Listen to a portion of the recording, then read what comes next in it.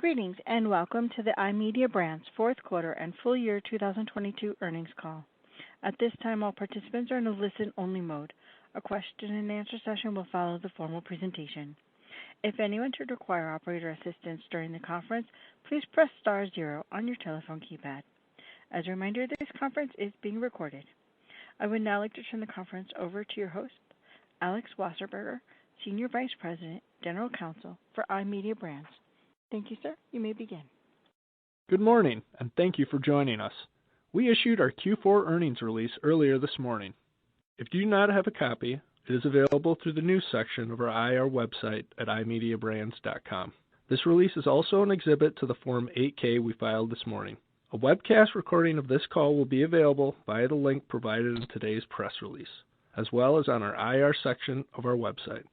Some of the statements made during this call are considered forward-looking and are subject to significant risks and uncertainties.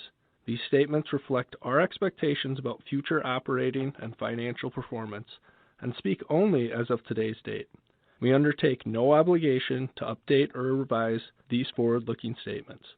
We believe the expectations reflected in our forward-looking statements are reasonable, but give no assurance such expectations or any of our forward-looking statements will prove to be correct. For additional information, please refer to the cautionary statement in today's earnings release and our SEC filings. Finally, we will make references to non-GAAP measures on this call, such as adjusted EBITDA. Please refer to our earnings release for further information about these measures, including reconciliations to the most comparable GAAP measures, where possible with reasonable efforts. Now I would like to turn the call over to the CEO of iMedia Brands, Tim Peterman.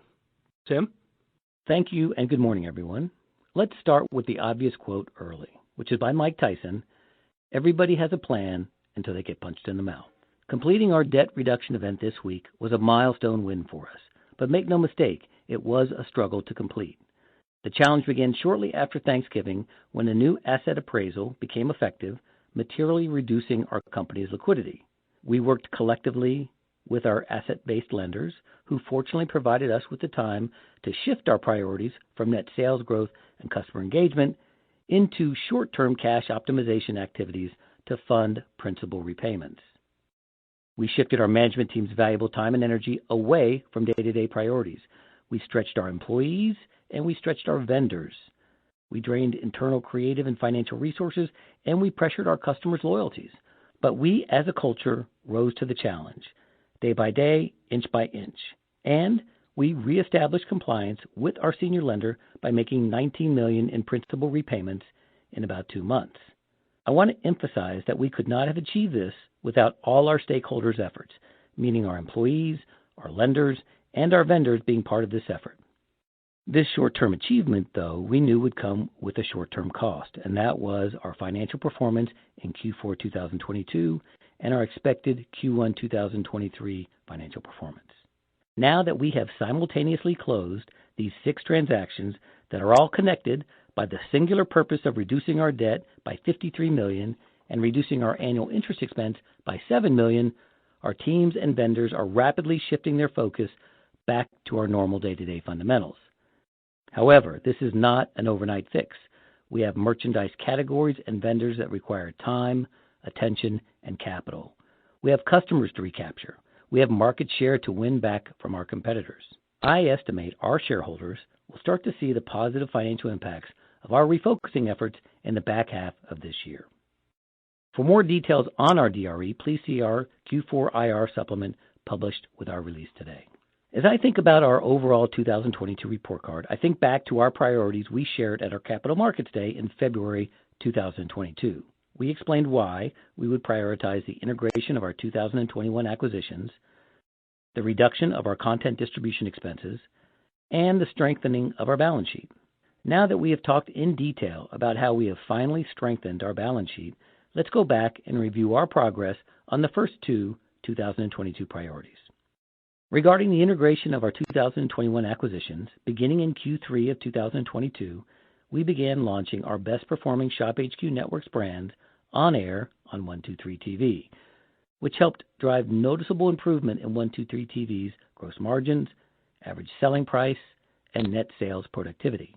We also launched our 123 auction app on shophq.com, which will be now our second SaaS product after Float Left's OTT app. This 123TV auction app, launched on shophq.com, is the first phase of 123TV's product development roadmap as it continues on its timeline to launch its standalone travel auction site focused on disrupting the online travel shopping marketplaces here in the U.S. We also expanded our digital advertising offerings to include offering OTT inventory from our Float Left OTT app and offering on-air advertising opportunities from ShopHQ, Shop Bulldog TV, and ShopHQ Health. Equally important this year, we completed the difficult data mining process of aggregating our company's first-party data into unified data lakes to help us internally drive improved digital advertising conversions. Since all of our businesses are targeting the same boomer demographic, this is another unique strategy of what we're doing here. We also expanded Christopher & Banks' retail footprint based on consumer demand. As you may recall, in Q3, we terminated the underperforming Shack partnership, which enabled us to preserve future airtime for our more productive brands. This includes high-performing brands returning to ShopHQ from recent tours on our competitors. Big brands like Joyce Gerard, Anushka, Gems en Vogue. Regarding the reduction of our content distribution expense, I will remind stakeholders that fixing the expense structure with content distributors is a full contact sport, and that is why ShopHQ really hasn't attempted it in its last 30 years. We did, though, in 2022 because it's critical to our long-term success. Our decision to not renew Dish until we came to an agreement on future expense reductions created a short-term reduction in our 2022 net sales, but it was critical and a necessary first step to position us to achieve our milestone of reducing our content distribution as a percent of net sales in 2023. Before I give more color on our financials, I want to remind everyone about what we believe our reason for being is here at iMedia. Beginning in 2019, iMedia established a growth strategy and an entrepreneurial culture focused on operating 4 television networks: ShopHQ, 123TV, Shop Bulldog TV, and ShopHQ Health, each of which have been uniquely crafted to focus on the same boomer demographic consumer and to drive multiple revenue streams: T-commerce, e-commerce, digital advertising, OTT SaaS revenues, and brick-and-mortar retail.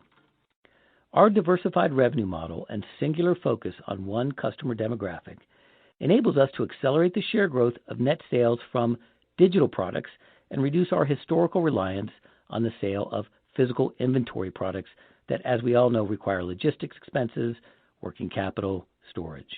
Turning my comments to our financial statements, Q4 consolidated net sales were negatively impacted by the Q4 liquidity challenge and the Dish carriage disruption. Q4 net sales were $133.5 million, a decrease of about 31% compared to the same prior year period.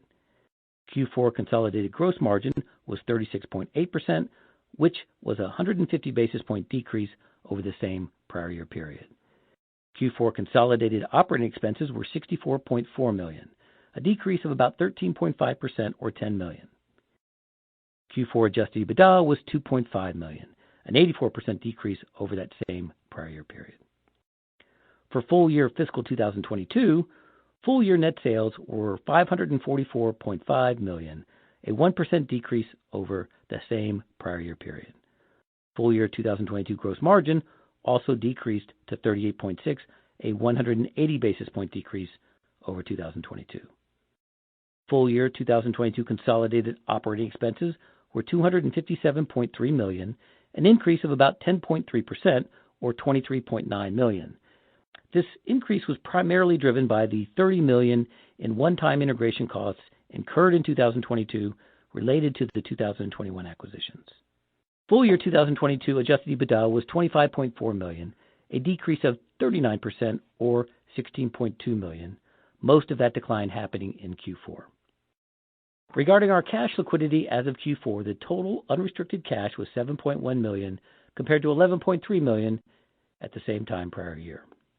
In terms of our outlook, the company anticipates Q1 net sales to continue to be negatively impacted by the Q4 liquidity challenge and expects to report Q1 net sales of approximately $105 million, a 31% year-over-year decline similar to Q4. The company anticipates positive Q1 net income driven primarily by several one-time gains related to the company's debt reduction event completed on April 10, 2023. The company has approximately $390 million in federal NOLs and does not expect to have any federal income tax payments on the debt reduction event transactions, nor the company's 2023 net income. In anticipation of this short-term Q1 net sales pressure and to enable the company to produce stable profitability and cash flow, in February 2023, the company completed a cost reduction event that reduced annual operating expenses by over $20 million. The company anticipates Q1 adjusted EBITDA to be approximately $1 million, in line with Q4 adjusted EBITDA. As always, I appreciate your trust on this journey together. Thank you for your time this morning. I will turn the call back over to the operator for Q&A. Operator? Thank you. If you'd like to ask a question, please press star 1 on your telephone keypad. A confirmation tone will indicate your line is in the question queue. You may press star 2 if you'd like to remove your question from the queue. For participants using speaker equipment, it may be necessary to pick up your handset before pressing the star keys. Our first question comes from the line of Thomas Forte with D.A. Davidson. Please proceed with your question. Great. Thanks, Tim. So I have one question and one follow-up. So can you talk about for ShopHQ, you discussed in the prepared remarks your focus on liquidity and things of that nature. So can you talk about, I guess, what gives you confidence that ShopHQ will be able to rebound? And then how should I think about the video retailing category's performance? Historically, it holds up relatively well during periods of macroeconomic challenges.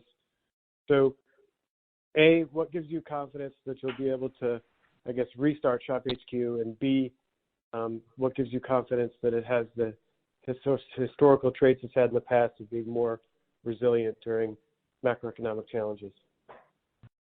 Sure thing, Tom. Those two-part question. I'll start with the one on the ShopHQ recovery first. So let's think about chronological events, right? So we talked about this in Q3.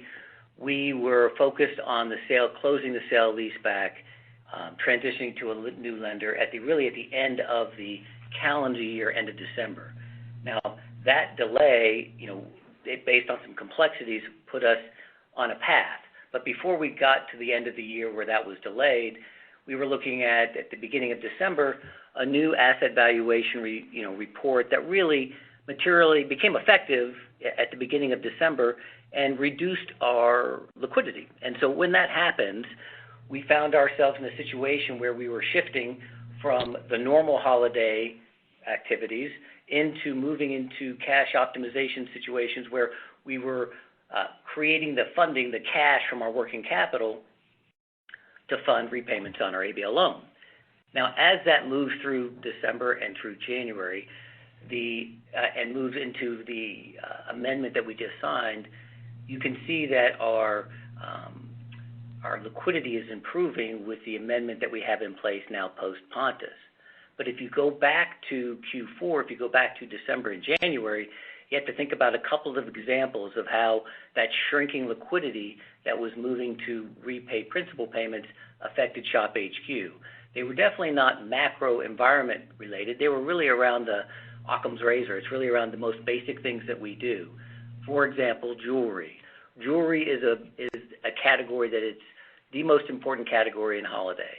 And as you know, Tom, the jewelry business is unique in that it doesn't have a long lead time. They ship it in overnight. You pay for it cash on delivery as opposed to home or fashion where you're bringing the products in 30, 60, 90 days in advance and selling them in that fashion. So with jewelry, when we found ourselves in this situation where the liquidity was moving into another situation, we couldn't bring in jewelry, and you can see that in the charts that we provided. Our receipts, our inventory receipts in Q4 for jewelry were over 50% declined. The inventory balance is 50% declined. The hours we are contributing. So we had to immediately shift out of jewelry, and that was frustrating to the customer, and move into other categories that really aren't used to that much airtime. As you think about our business, jewelry and watches we report together, but if we reported them separately, you would see that, and we provided this in the IR chart. Watches, for example, in Q4, we had to over-rotate it. I think the airtime went up 40+%. And as you over-rotate categories to make up for that jewelry airtime that you can't air because of the inventory receipts, you find that the DPM, or the revenue productivity of that category, plummets. So as you can see with watches, that went down in the 40-50%. So the example of the short-term nature of not being able to acquire jewelry receipts, which then causes us to over-rotate in certain categories, watches being the example, is the elements of the decline that we talked about in Q4 that generated this, what would be the highest Q4 decline in our company history.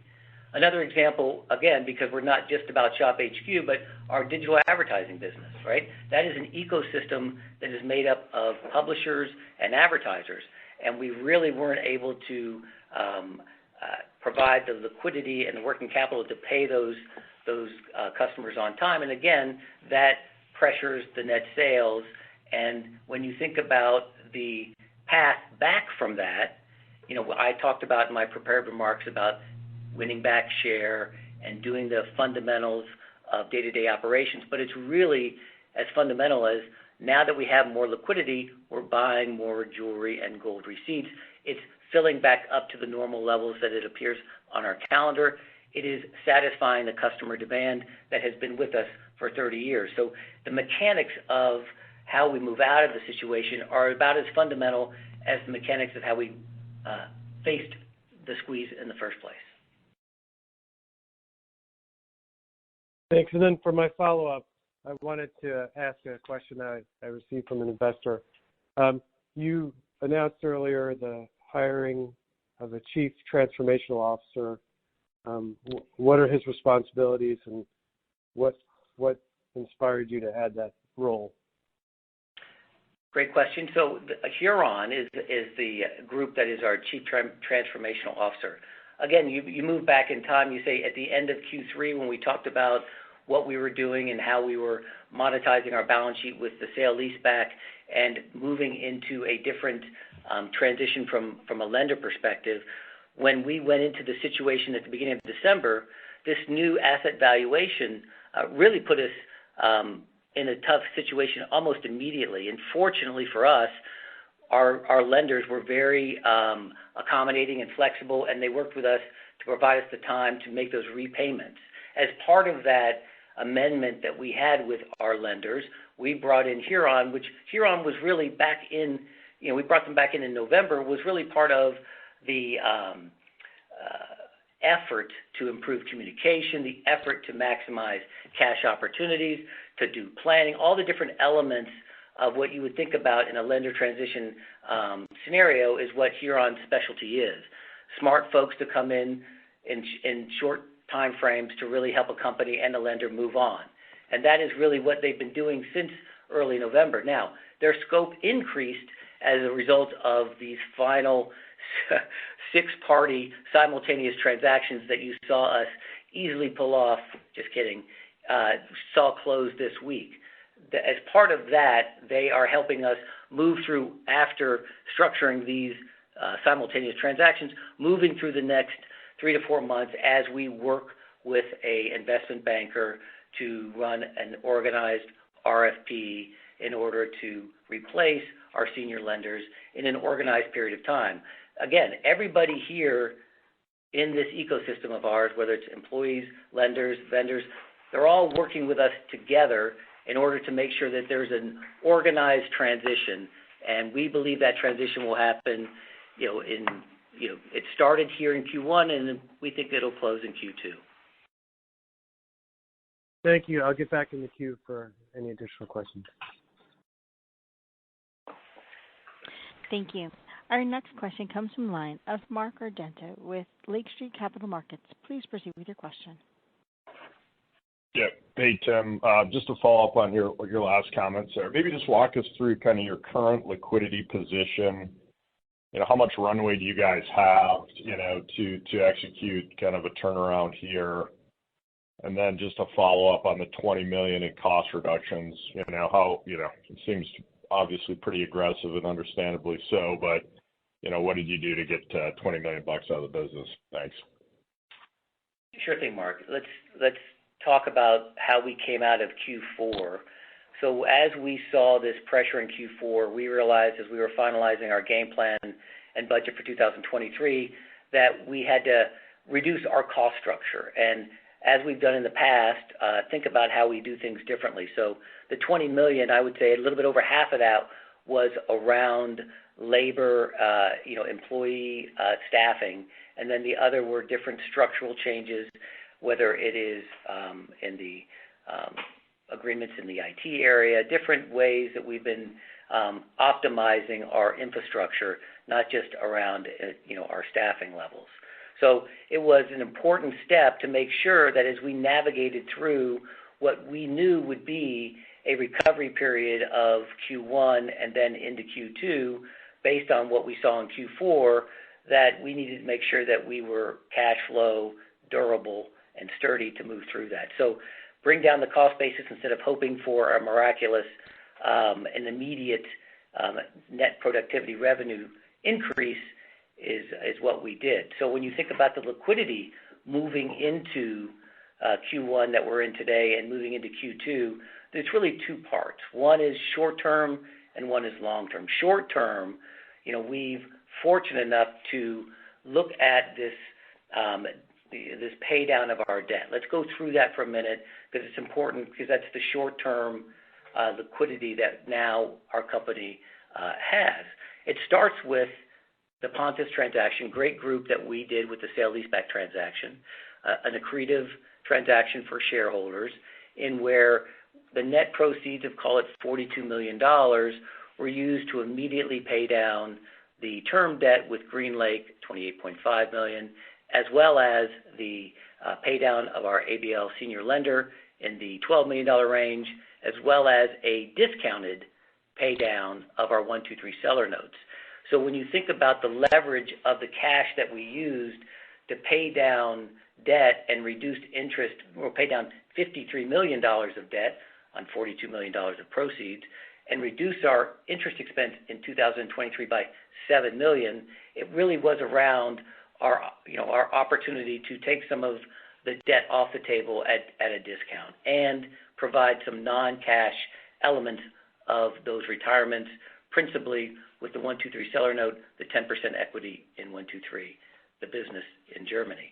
So as we moved out of the $53 million debt reduction and the decrease in the $20 million in operating expenses and the decrease in the $7 million of interest expense, and as you look at 2023 and you realize that we are not going to again have the roughly $28 million of one-time integration expenses incurred in 2022 and 23, the path for liquidity and cash flow is a much different picture in 2023.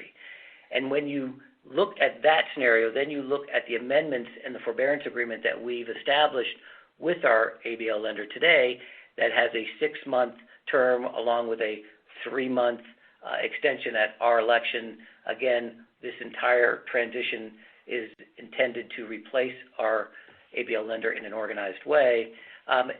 You can look at it and say, well, how does that liquidity from a cash minimum perspective, how does that compare to what was in place in Q4? And the liquidity situation is much stronger in Q1 for two reasons. Number one, in Q4, we paid back over $20 million in principal payments on the senior loan, whereas we're not doing that anymore. Now we're back in compliance with the senior lender. The other is that the cash minimum, absent the Pontus transaction, the proceeds from that, is half of what it was in Q4.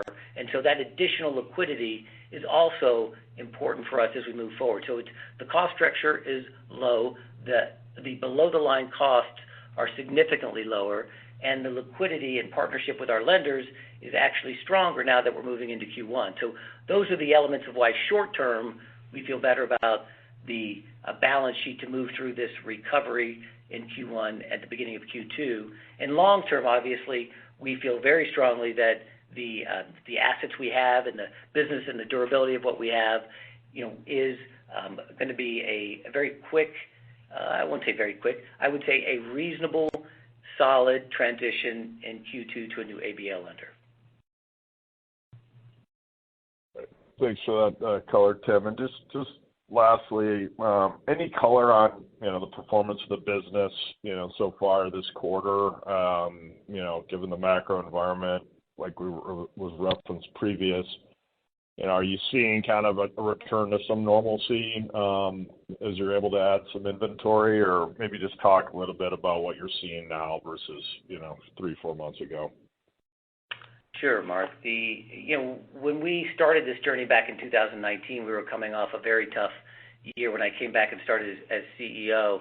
And from that experience and others, we knew that it isn't an easy fix to take a quarter after a downturn that will immediately ramp back up. That's why we put the guidance out we did for Q1, where you have a roughly 30% decline in net sales in Q4, and we expect the same in Q1, and that's how we're preparing for it. The elements of how you turn around net sales, and in our case, it is not macro. It's really about the mechanics of putting the jewelry back on the calendar, not over-rotating watches. It's about advertising, the fundamentals of paying the advertisers and suppliers. Those elements are the backbone of how we improve the business. It is not it's not easy, it's not overnight, but it's not complicated, right? So I would say, based on our experience of turning a company like ShopHQ, because that's just one of our brands, moving that back in the right direction, we know takes 3 to 4 months after what we experienced in Q4. And having done it before already, we understand the basic building blocks of what needs to occur, and we feel good about that.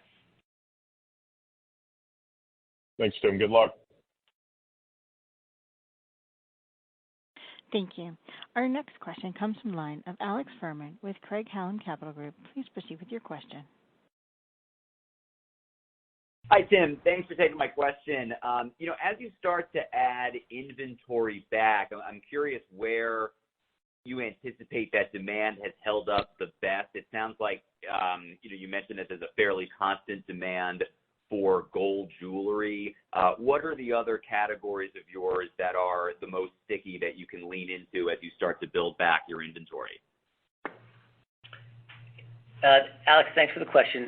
Well, absolutely. The first step that we're doing right now is around jewelry, and in particular, it's around 14K gold. In particular, it's around Stefano, our largest and most popular gold brand. If you were watching over Q4, you would see that was greatly reduced. So just reestablishing those mechanics of having the lead time for Stefano to increase is the Italian production of the gold that we offer is first and foremost the most important part of what we're doing. Behind that, you have beauty. Beauty is our second category. Again, very similar to jewelry in that the lead time for us to acquire beauty inventory receipts and the payment of those is almost immediate. It's not a long lead time. So they have a unique characteristic of being impacted when there's a liquidity situation. And they just happen to be the two most important categories for us. So as we move through back into Q1 and Q2, it's simply about reinvesting with those vendors, simply about engaging the customers, and it's that mechanical. Now, as you think about our reason for being, in particular, since we're talking about it, ShopHQ, its merchandising strategy is around these wearable categories. But first and foremost, it's jewelry and beauty. And quite frankly, we never like to waste a challenge, so we are actually accelerating our migration into jewelry and beauty at a quicker rate in Q1 and Q2 in order to stabilize and then continue to a growth pattern in the customer file in total for ShopHQ. So you'll see from us in Q1 and Q2 an accelerated pace on that. We were taking a much more moderated pace, but now, given this opportunity, as we like to say, and a challenge, we're moving at a quicker pace. Okay, that's really helpful. Thanks for that, Tim. And then if I could ask on the digital advertising side of the business, what is the path to winning back the business you lost there? Is it like it is on the retail side of the business, where it's just as simple as having a little bit more working capital will enable you to go after business that you couldn't in Q4 and Q1? Can you talk a little bit about that? Sure. Taking a step back, right? We've talked about the different examples, and I think that's what your question's about. The different examples of the liquidity challenge and how it impacted our business, much more so than is there a macro environment that's touching on advertising or a macro environment that's touching on Shop HQ. I mean, certainly you still have the macro environment at 123 TV in Germany with the conflict in the Ukraine, but here in the U.S., it really is about us putting back in place the game plan that we had, and delivered on over these 8 previous quarters. So as it relates to the what we call iMDS, our digital advertising arm of Shop HQ, it is as simple as just getting the working capital back in line and without aged payables in terms of engaging the suppliers. Those mechanics are very easily fixed, and we know all the players and have strong relationships with them. And quite frankly, they were also very flexible in this. They understood, and the value that we provide on our advertising platform with now as we infuse our first-party data in there from the different businesses, it's a unique offering, right? We have unique supply out there in a marketplace that is crowded with advertising units that have been passed along to 3 to 4 to 5 times before it gets to the customer from where it started at the advertiser.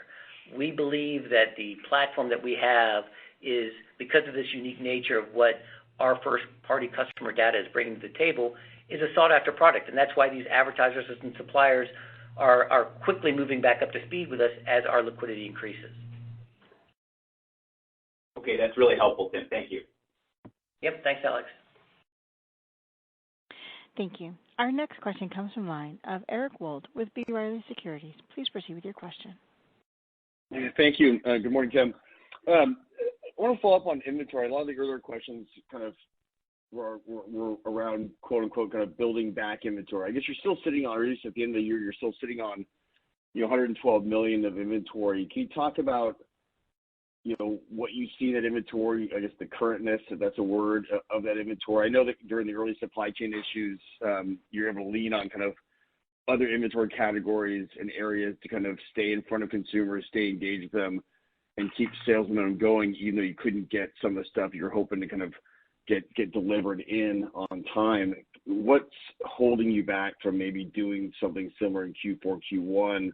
I guess rounding back the first part of the question, maybe talk about, that $100+ million of inventory and the value of that, and how much can you still decrease it this year, or do you have to really build it up from that level into 23? Long question. That was a long question, Eric, and I appreciate it, and it's a great question. Let me try to peel it back in pieces. Starting with inventory, and it really is about the composition. Start with where we were last year, where we are today, and if you look at over the last couple of years, remember, our total inventory starts with really 3 components. You have Shop HQ, you now have our new business, Christopher & Banks, and you have 123 TV in there as well. The Christopher & Banks and 123 TV are in the $10 to $12 million range, and so when you look at year-over-year growth or look at year-over-year decline, those pieces are relevant. But as we look at Shop HQ, it really is, and the major flagship revenue of our business is around Shop HQ. So let's just focus on that and put Christopher & Banks and 123 TV aside, even though they create anomalies when you look at year-over-year comparisons. At Shop HQ, the inventory that we have today, it's about composition. If you look at the IR slide that we presented, you can see that the inventory in jewelry, for example, is at 50% of what it was at the beginning or in the middle of Q4, and rebuilding that and bringing down home and bringing down health all happens in a very organized way in our business, and it works like this.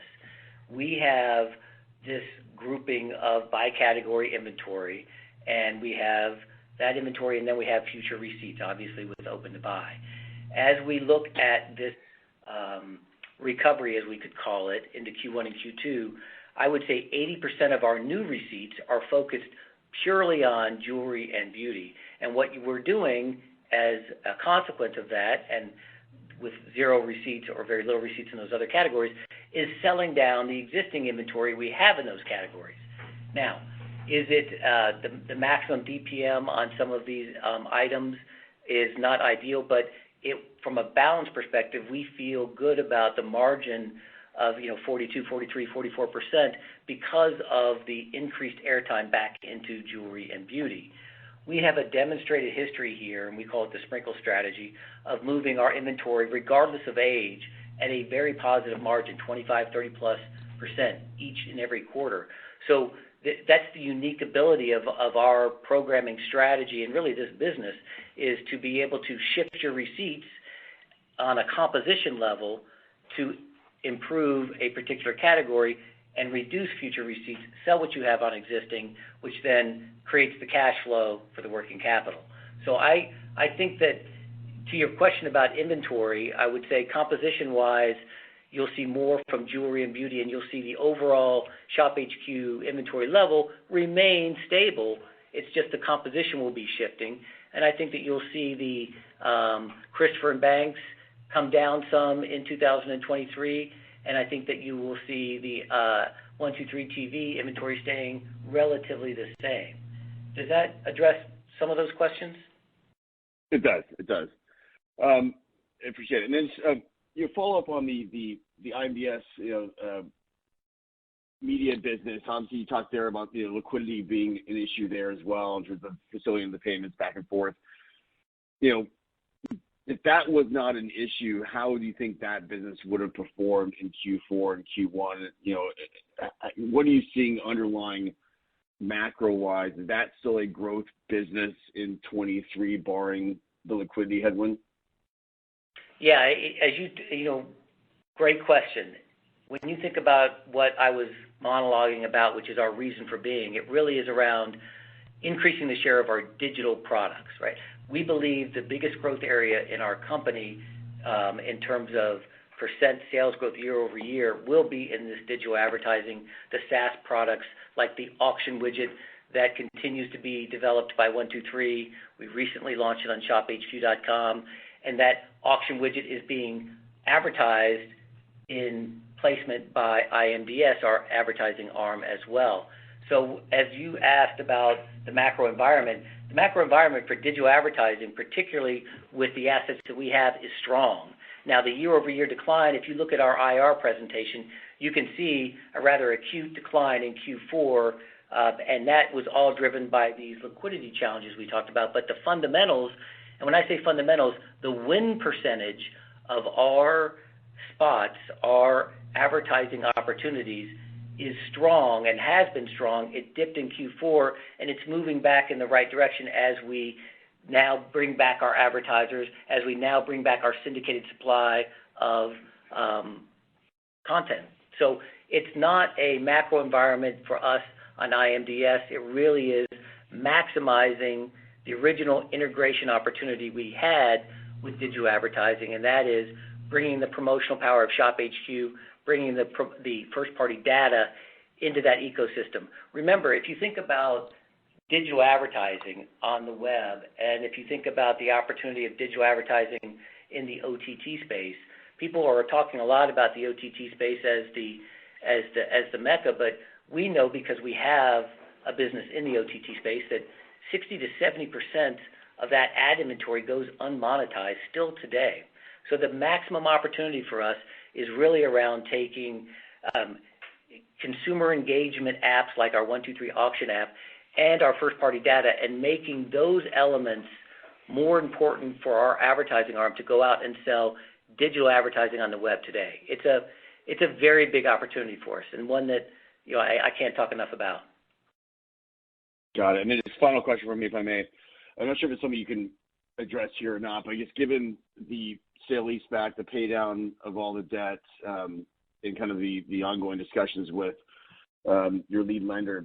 Should all of that be able to remove the going concern that's been in your financial, or is that something that still may not be addressed? Well, I'm not really sure how to answer that question, but I could start with let's just look at the facts, right? Let's start with the Q4 performance and the liquidity challenge that we just traversed with the completion of these, what we call the debt reduction event, right? You can look at the history of the amendments that we've done. You can look at our cash flow. You can look at the elements of our guidance where we talked about the net sales again being pressured, but also the fact that we've taken our cost structure down. All of those elements work in unison when a company and its auditors are looking at a going concern and whether that's an issue or not. I think that if you were looking at all the facts, I would say that you would follow the path right along the path that I'm describing, which is you'll begin to see the efforts, the financial impact of our re-engagement efforts around net sales growth, around consumer engagement happening in the back half of the year. So, we're in Q1 now, so, you could do the math on Q1 and Q2, but we think that we'll be right back on track, and you'll see that in our financials in the back half of the year. Got it. Thanks, Tim. Yep. Thanks, Eric. Thank you. Our next question comes from the line of Thomas Forte with D.A. Davidson. Please proceed with your question. Great, thanks. 2 quick follow-ups. So, Tim, can you first start with the high-level comments on this is where you are today from a debt standpoint, and then this is your plan at a high level for reducing debt on a go-forward basis? Sure thing, Tom. As we talked about, and you were there, at our Capital Markets Day in February 2022, we talked about 3 priorities, right? And I went through this in my prepared remarks, one of them being on strengthening the balance sheet. We knew as we put together the pieces in 2021 to be able to execute our growth plan and our growth strategy that we talked about today, that we were a little bit heavy in debt and we needed to move that down through 2022. We talked about targets in the $25 to $30 million range on a methodical basis and taking that down over time. As you can see, the complexity of the delay in Pontus and to where it ended today, it ended up, fortunately for us and shareholders, reducing our debt by $53 million rather than the $20 to $25 million. So if you think about Q1 last year, we were at $207 million in debt, and if you think about where we are today in that $123 million range, it's a significant decline because our debt repayment efforts didn't begin and end with this debt reduction event. As you know, that has been happening each quarter as we move through 2022. So if you start with where we are today in this $123 million range, you're looking at our non-amortized bonds that are out there, and you're looking at our ABL and some smaller seller notes with Syndicated. Those all have a very organized, methodical way of going down over time without any kind of event, just out of the working cash flow of the business. With Syndicated, it's a quarterly payment. With the GCP, these are whether it's stock or cash, whatever it happens to be. So we feel good about moving it down again throughout 2023 in an organized way, not in an event way like we did now. This chrysalis that we pulled out of Q4 with this debt structure where it is kind of a one-time restructuring that we feel good about, and we will move that down over time in a non-eventful way through 2023. All right, thank you. And then last question for me. You had previously given a handful of levers you could pull on an as-needed basis to do additional deleverage. You've pulled some of them, like the sale leaseback. Can you give your updated thoughts on levers you can pull to delever? It was very helpful in the past. Kind of appreciate an update. Sure. As you think about the market cap of our business, and if you think back at Q2 and Q3 and why we were moving into the sale leaseback to monetize 3 out of our 4 buildings, the completion of this transaction did not include the fourth building. So our fourth building is obviously an asset we have in the business that is also available down the road if we choose to create a debt reduction event. When you also think about the business and the balance sheet that we have, we really are, from an asset-based lending perspective, it's really focused on the physical assets of our business. They aren't really tied, and we don't feel like in today's world of our lending today is focused on IP. We know that we have IP that is down the road, another asset, just like the buildings, that we can lever in the event that we wanted to take another debt reduction event in course. Not something that we're planning on, but it is something as we move through with our investment banker, which we'll be announcing here in the next couple days, to replace our existing lenders. It will be about not only the physical assets that are a traditional asset-based loan, but also the IP. We've got some strong IP here, and that is something that we'll look at. The most easy and leverageable asset that you've heard me talk about and that we've demonstrated over time we can do in a period of 6 months is inventory. As I talked about before, we have a 7-year history of moving aged inventory by category inventory, lumps, bumps, whatever it happens to be. The way we do it with, as I would call it, our sprinkle strategy, at margins that are acceptable as a balance perspective to still achieve that 42, 43, 44% is something that is unique about even us, I think, in the TV retailing world. We don't buy in a way that forces us to purge at a significant loss inventory. So as you watch us this year, the leverageable event you're going to see us do is to bring down, as we change the composition as well, but to bring down that inventory on a methodical basis that generates cash flow. As you looked at the report card for 2022, you can see the working capital that we've been able to manage, or the cash that we've been able to generate from our working capital management continues to be a significant lever that we always have demonstrated we can do. So I would say if you wanted to think about 2023, you will see as a normal course us managing our inventory as a lever down. And then you'll see as an opportunity, as we find and partner with our new ABL lender, to look at the IP opportunities. The bonds are certainly something out there that are interesting. Who couldn't comment on these bonds? Well, I'm going to comment on these bonds. They are trading at a significant discount.